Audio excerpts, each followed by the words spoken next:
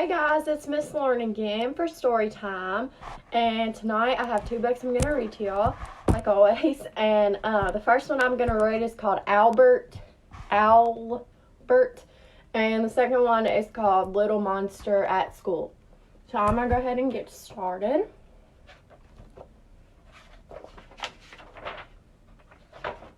Okay. Nicholas went to a pet shop and saw some beautiful birds. He wanted a bird of his own. No, said his parents, birds drop seeds everywhere.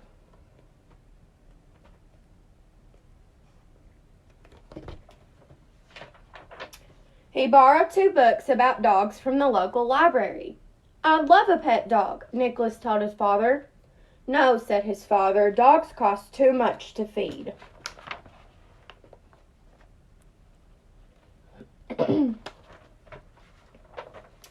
Mom, said Nicholas, my friend Rachel has 12 pet mice she wants to give away. Can I have them? No, said his mother, mice smell. Gee, I'll never get a pet, said Nicholas.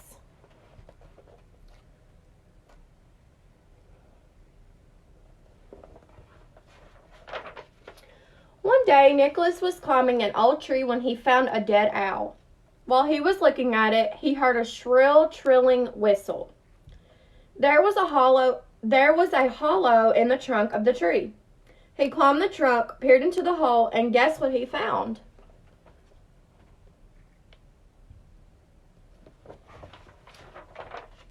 It was an owlet. Nicholas knew by its feathers that it was about 4 weeks old. Without a parent, the baby owl would die. The owlet blinked back at Nicholas through its white-rimmed spectacles and gave another faint whistle. It's hungry, thought Nicholas. He picked it up and gently tucked it inside his pocket. After a few wriggles and squirms, the owlet settled, and Nicholas climbed carefully down the tree.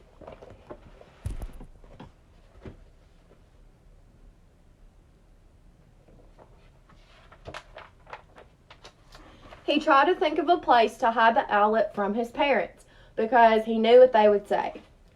The tree house, Nicholas said to himself. They wouldn't get up there in a million years. So the little owlet was placed in a wooden crate in the treehouse.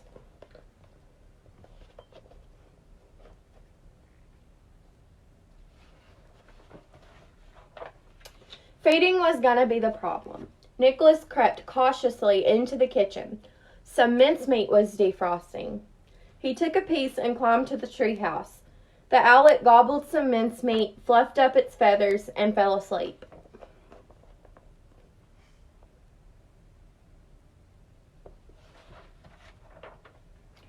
That night, Nicholas was too excited to sleep. I'll call him Owlbert, he chuckled, after my father. He wondered what he was going to feed Owlbert. Owlbert was wondering what he was going to eat.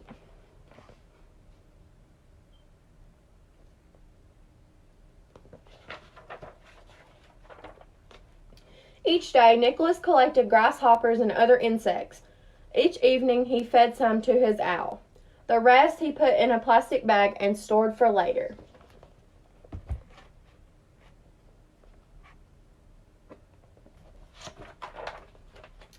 Albert's appetite grew. The more he ate, the bigger he grew, until he was too big for his little crate. So Nicholas found a hollow log for him.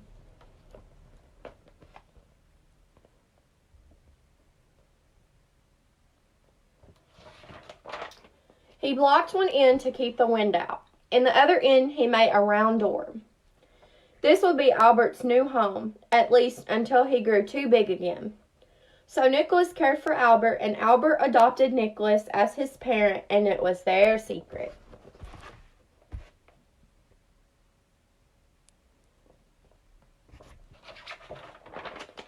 Eventually it happened. The time came for Owlbert to look after himself. So one night, Nicholas left the log door open. Later, he climbed the tree to check. Owlbert was not there. Will he come back? He wondered. It was a long night.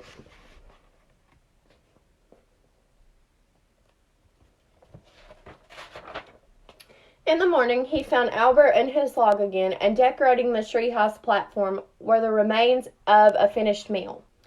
Nicholas had not lost him as a pet. Owlbert was free, but still a friend.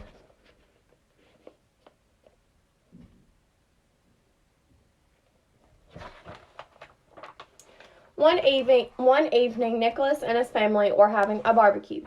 Just as Nicholas was about to eat, Owlbert swooped down next to him. His parents were amazed when the two friends shared a sausage. His name is Owlbert. He looks after himself and he lives outside, Nicholas explained quickly. Owlbert, his father chuckled. I like that name. He's amazing, exclaimed his mother.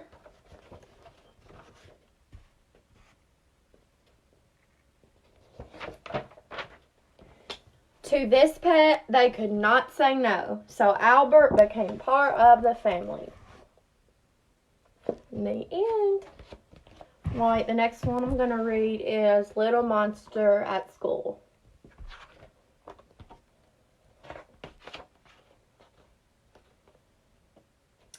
Early in the morning, Mom wakes me up and says, "Get up, little monster, it's time for school."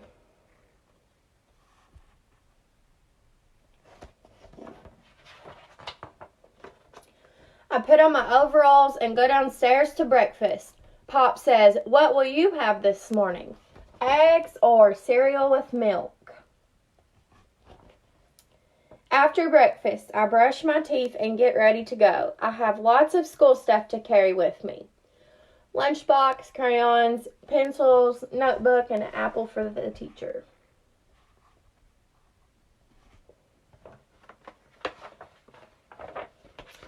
Mom walks me to school. Some of my friends come on a bus.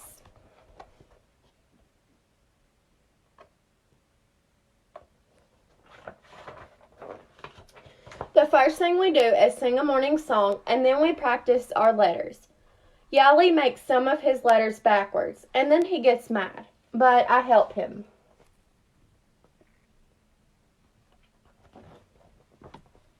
Counting comes next. We count from 1 to 20. Little Laugh is the best counter in the whole class, and that makes Yali mad too. Yali wants to be the best counter in the class. Yali doesn't seem like a very positive person. We have pets to take care of. I have a Zipper-Rumpa-Zoo. Little Laugh has a gerbil. Grindella has a snake. Yali won't take care of a pet. He says they're icky.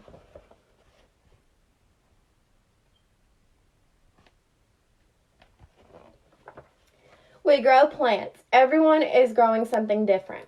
I'm growing some beans in a box. Yali's plant won't grow. He says the plant is mad at him.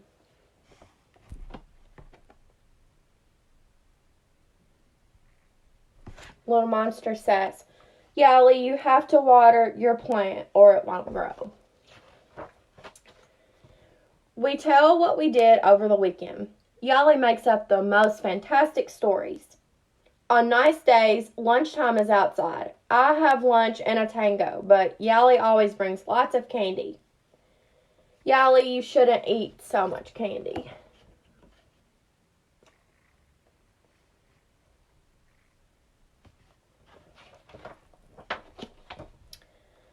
At recess, we all go to the playground. Yali won't play with anyone.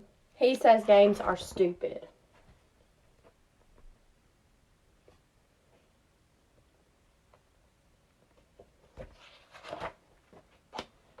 After recess, Mr. Griffiths reads us the story of Little Monster and the Three People. Everyone sits on a mat and listens except Yali, who pouts. He wants to hear a story about horrible people from outer space.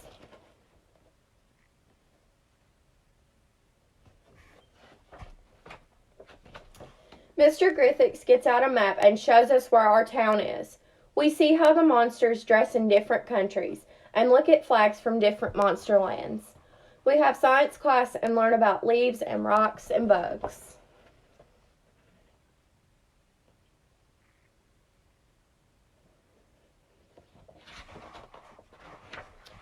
Then we get to make things. I make a paper airplane, Little Laugh makes a block building, and Grindella makes a puppet. Yali draws a great picture, and everyone is amazed, especially Yali. Grundella says to Yally, Yally, you're the best drawer in school. And Yally smiles.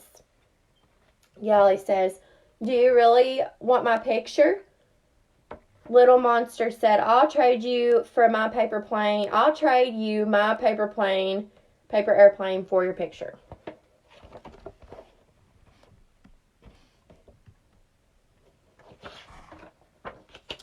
Then we have singing. Miss Bearkisser plays the piano. Yally and I share a songbook, and Yally even sings. School is over. I walk home with my older sister and my new friend, Yally. Now they're friends. I put Yally's great drawing on my refrigerator right next to my great drawings. The end. I hope you guys enjoyed those books, and I hope you guys have a great rest of your night. Bye, guys.